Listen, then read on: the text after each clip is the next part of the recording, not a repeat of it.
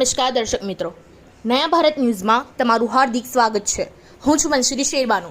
ડભોઈ શહેર વેપારીઓ દ્વારા આગ ઝડતી ગરમીથી રાહત માટે લીલી નેટનો લીલુડો માંડવો। ડભોઈ નગરમાં ઉનાળાની ગરમીનો પારો દિવસે દિવસે વધતો જાય છે। નગરમાં ખરીદી અર્થે ગ્રામ્ય વિસ્તારમાંથી લોકો આવે છે અને હાલ જ્યારે કાળઝાળ ગરમી ચાલી રહી છે ત્યારે ખાસ કરીને અનાજ, કરિયાણા, ફ્રૂટ વેપારી, શાકભાજીના વાસણવાળા વેપારીઓને ત્યાં વધુ ગ્રામ્ય વિસ્તારના લોકો જોવા મળે છે।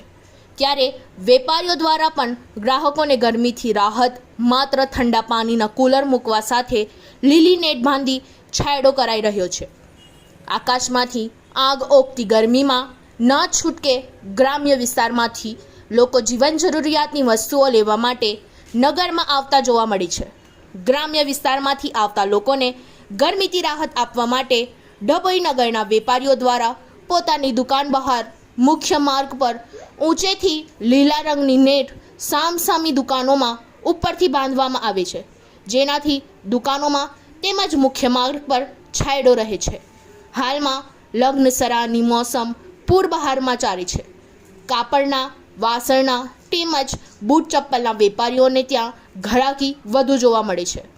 મુખ્ય બજારમાં આ લીલા રંગની નેટ બાંધવાથી છાંયડો રહે છે, જેથી ખરીદી અર્થે આવેલા લોકો ઘડી છાંયડામાં ઊભા રહી શકે અને ગરમીથી રાહત મળી શકે।